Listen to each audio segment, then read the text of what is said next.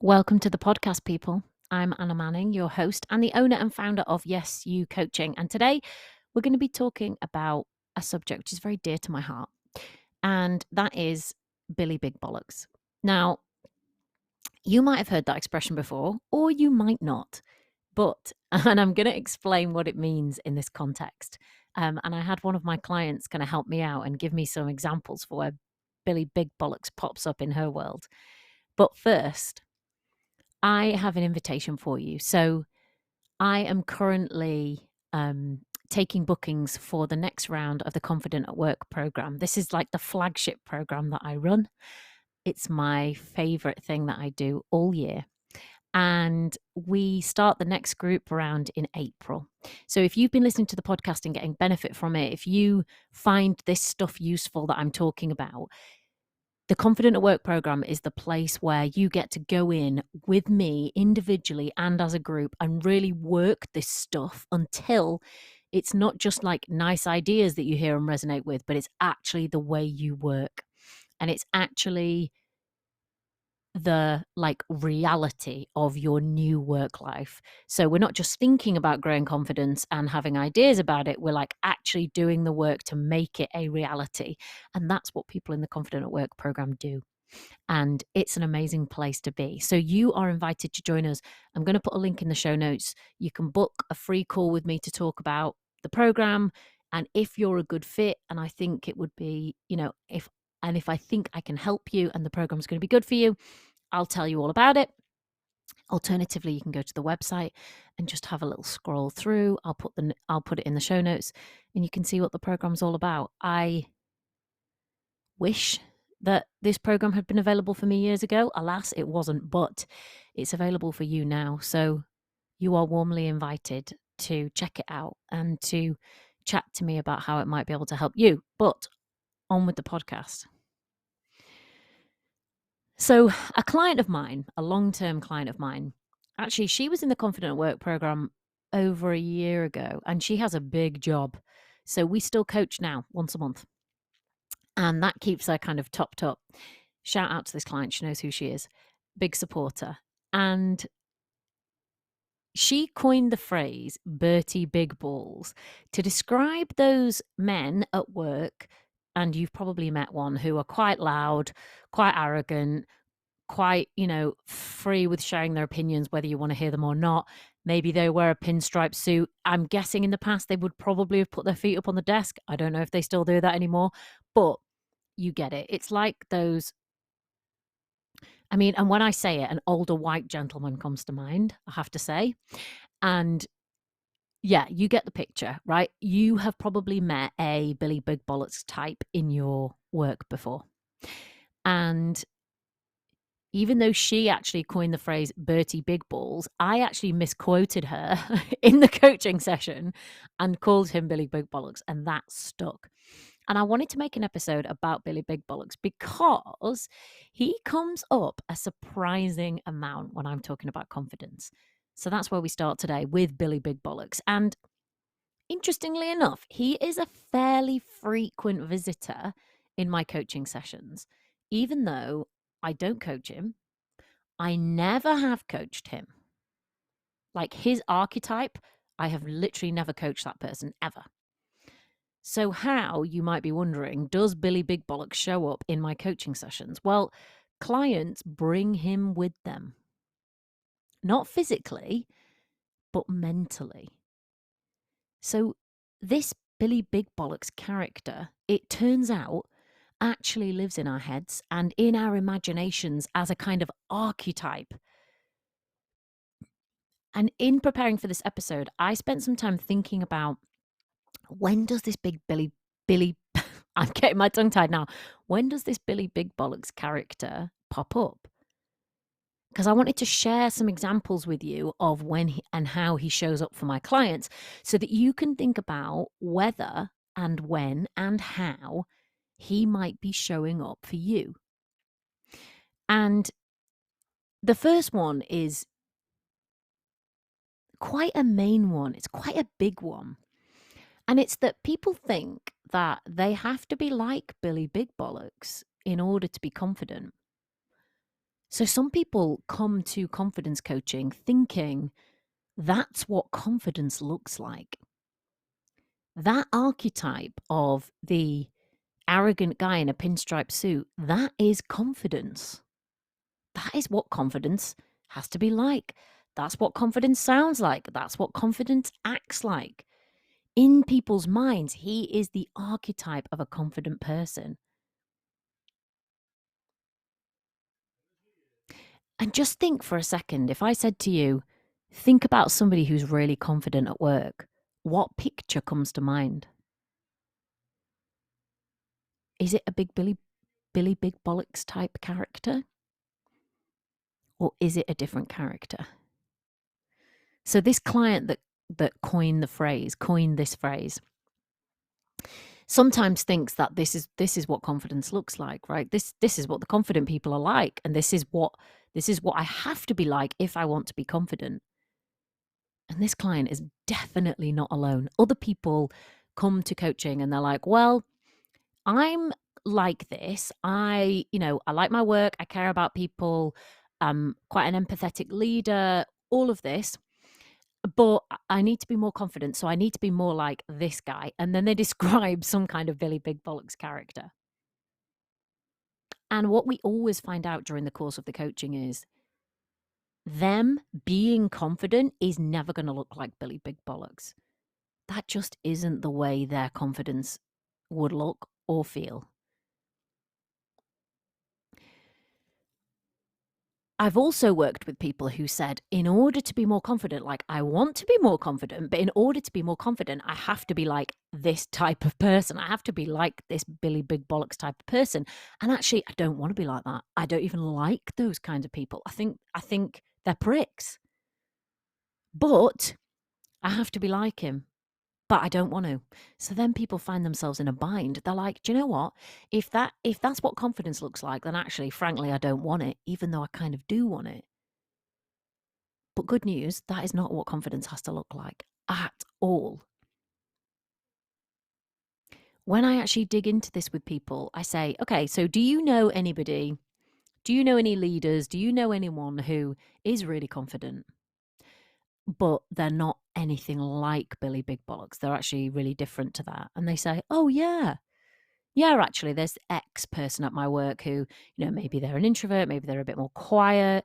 They're certainly not arrogant, but they're strong and they're really confident. It's like, well, there you go then. There's another archetype of a confident person that looks nothing like Billy Big Bollocks. So that's number one. And just think about, like, for you, if you want to be more confident, are you assuming that you have to be like a Billy Big Bollocks type character? And that's what confidence is going to look like. Because if you're not actually if you're not actually Billy Big Bollocks, and I'm guessing if you're listening to this podcast, you're probably not. Confidence is never going to look like that for you. It's going to look different and good. How many more of those guys do we want in the work world? None, probably. The second example that I came up with was when I become a leader or when I get to X level of seniority, I have to start behaving like Billy Big Bollocks. And the subtext there is always, and I don't really want to. So either I don't go for that promotion because I don't want to act like Billy Big Bollocks, or I'm going for it and I'm kind of dreading it because I think that's what I have to be like in order to be successful at that level of seniority. And again, when we look into this, when I go into this with clients, we find out again that just doesn't necessarily have to be true. But is that something you're assuming? So imagine being in a more senior role. Do you think, oh, I'm going to have to start behaving a bit more like loud, bit more arrogant, care a bit less, all of that? Maybe you are thinking like that. I actually coach, because of my background, because I used to be a lawyer, I coach quite a lot of lawyers. And some people think, oh, when I become a partner or I become a, divisional lead or I become an equity partner or whatever, I'll need to act like this. And actually, do you know what the what's it in brackets is? And I don't really want to. I don't even like the people like that, and it's just not me. And they're always delighted to find out that actually there is no level of seniority which you ever get to where you have to act like Billy Big Bollocks. It's just like a myth, which is nice because it means that you can get as senior as you want and you can still choose what kind of person you want to be. You can still have a version of you, a confident version of you, which looks nothing like Billy Big Bollocks. It looks like you. And I think we've got the patriarchy to thank for this one. And it's kind of planted in our brain as an image of what senior people are like or have to be like. And actually, maybe you've worked in an industry where the senior people are like this. And sometimes people say, oh, it's difficult to be what you can't see. And this might be a case where you're just kind of assuming that you have to be like that because that's what you see. And I'd encourage you to kind of seek out other role models because they definitely exist, even if it's not in your place of work or in your industry. There are really, really senior people that are nothing like Billy Big Bollocks, and thank God.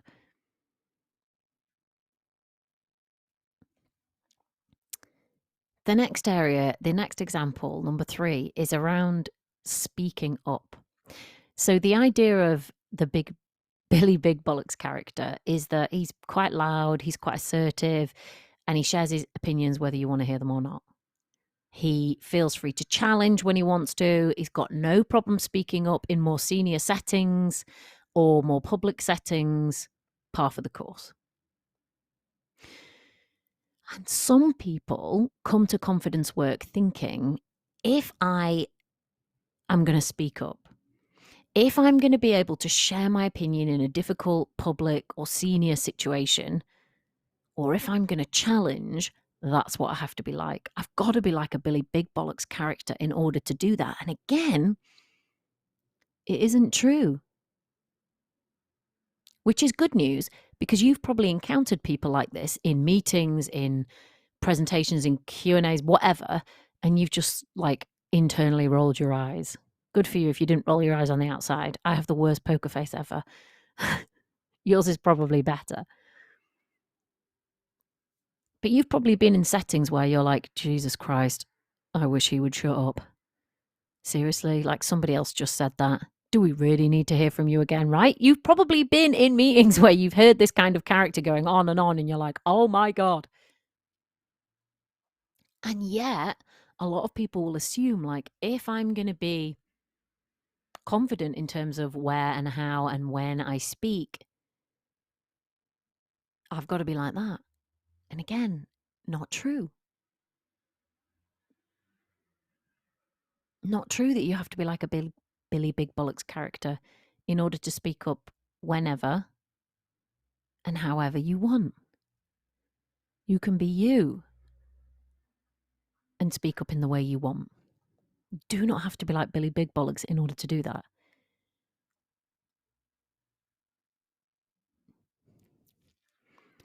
And then the next example, number 4, is some people think they have to be a Billy Big Bollocks character in certain settings. So think of something like a board. So something that feels, kind of big, important people, whatever. And some people think, God, if I'm going to go there, if I'm going to report to this board, or if I'm going to be part of this board or whatever, I like this is me being around Billy Big Bollocks character. So I have to, I kind of come in there and like match the energy, and I have to be like that too. That's how I have to present myself. And it's going to be a fake act if you're not Billy Big Bollocks, and I'm guessing you're not.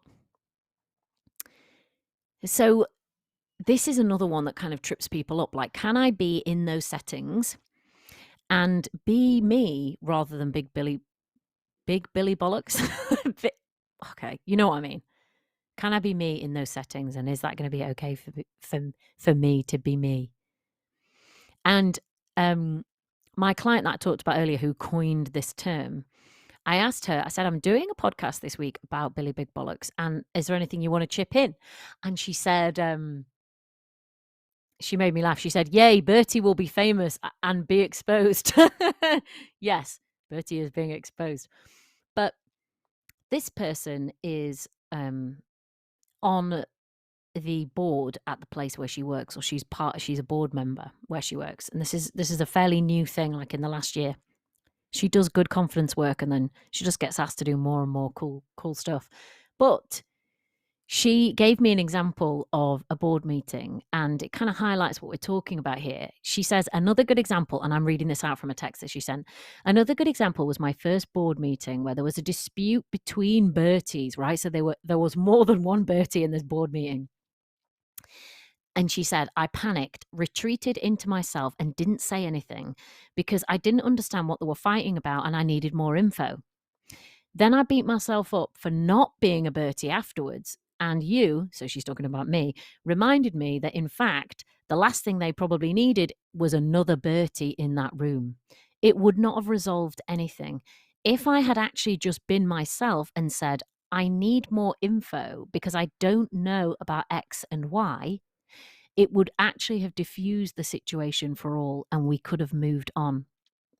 I learned my role in that room was to observe, calm the situation, and deflate it so that we could come to an answer together. Now, isn't that what boards are meant to do? Listen to, get the information, and then observe and come to an answer together. But they were not able to do that when two Berties were locking horns.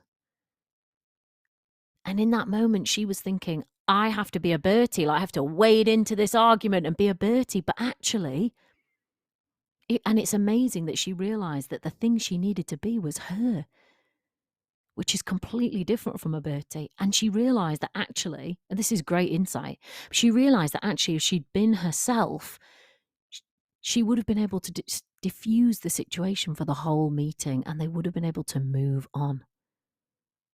Wow. Like, that's powerful. So if you're in senior settings, something like that, and there's like the clash of the Berties, or everyone's a Bertie, and you're thinking you have to be one, just really question that like she did. How helpful is it to have another Bertie in a room full of them? Probably not very. But it might be helpful to have a you in that setting. It might be helpful to have a you in that room. Rather than having to be one of them, maybe you could be one of you.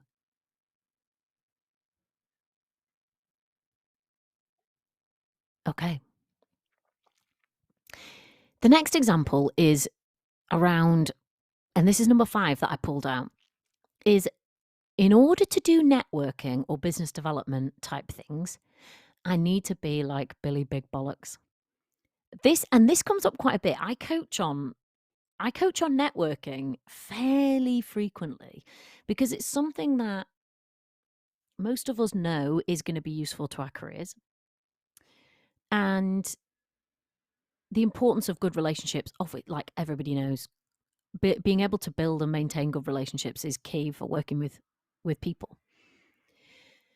But sometimes there are networking situations where people think, oh God, it's just like a room of fucking Berties and I don't know what I'm going to say and I don't fit in and do I even belong here and yada, yada, yada. But, and maybe this is you, it's something that you actually have to do for your job. You're probably not going to be able to get away with not doing it. So can you do it in a way which feels like you rather than feels like Bertie? Do you have to become Bertie or Billy?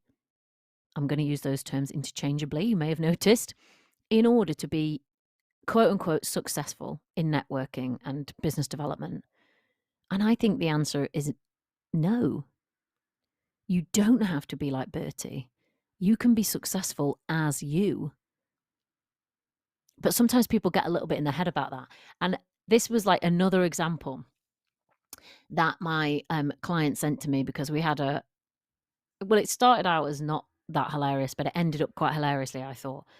A coaching session where she had been she'd gone to it's like a networking business development type thing. And it was all old blokes in suits, was the way she described it. And she called it, and I quote, the sea of testosterone and twats, which I thought was hilarious. And she says, when I was at this event, I was entering the sea of testosterone and twats. I beat myself up because I couldn't join their inner circle, and instead I retreated into myself. You, so me, reminded me that I was beating myself up for not being a Bertie. And I've realized that, in fact, I'm more confident when I'm myself, and being like them isn't the only way to be in the club. And that was a really powerful thing for her to realize. She was in a sea of testosterone and twats. And you may think, oh, I've been there. Whether it's in a networking event, a conference, whatever, you might have been the odd one out. Or you might have been in a minority for all kinds of reasons. And if you've entered or you have to enter a sea of testosterone and twats on a regular basis, do you have to do it as Bertie? Do you have to be Billy Big Bollocks in that situation? She found out the answer was actually no. She could go into the sea of testosterone and twats and still be her. And guess what? She found out that she is her most confident when she's actually herself. Not when if she would pretend to be Bertie, she won't be confident at all, because it isn't real. It's an act. For some people, that really is them. But for you, it's probably never going to be you. It's certainly never going to be me. We can be a lot more confident when we allow ourselves to be ourselves. When we remind ourselves, it's good to be me. It's okay to be me in this situation. We don't have to be acting like some testosterone and twats. We can just be us. And that helps us to be way more calm and way more confident than if we were trying to be someone that we're not. The next example, and this is number 6, this is the last example, is Billy Big Bollocks pops up in my coaching sessions when people talk about feeling emotional around work and feeling lots of uncomfortable emotions. So sometimes people will come to a session and say, do you know what? I need to care less. So I need to be a bit more like Billy Big Bollocks' character in order to like manage the human side of my role, because it's not easy being less,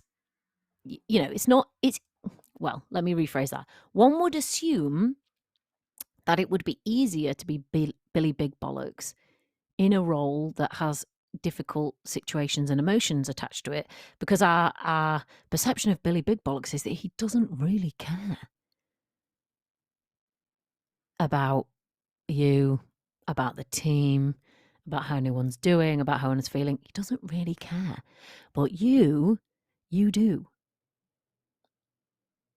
And that is a superpower in terms of leadership, but it comes with a burden, which is that when you care, it can be emotional and it can be difficult.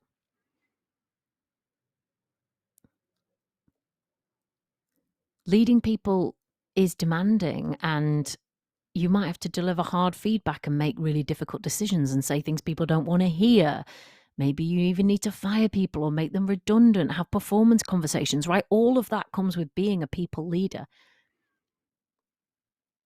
And sometimes that is just really, really hard. And that can lead to people thinking, do you know what? If I was like Billy Big Bollocks, it would be fine because I just wouldn't give a shit. I'd just be able to go home at the end of the day and not think about it. which is it's a good idea, maybe. But the problem is the people I'm coaching are never going to be Billy Big Bollocks. They're never going to not care unless they get to a point where they're so unbelievably burnt out that they do not have capacity anymore. And really, we do not want to get to a situation where things have gone that far.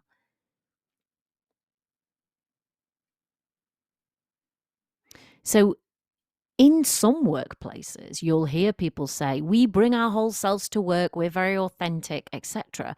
And that's great. But what that means is that people are going to be more open, more honest, and more vulnerable. And emotions come with that, and difficulties come with that. And if you're a leader who is quite empathetic and cares about people, that can be a hard burden to shoulder. If you struggle with that and you find it difficult, you might assume that being Billy Big Bollocks type character is the answer. But and maybe it is for you. I don't know. I can't say.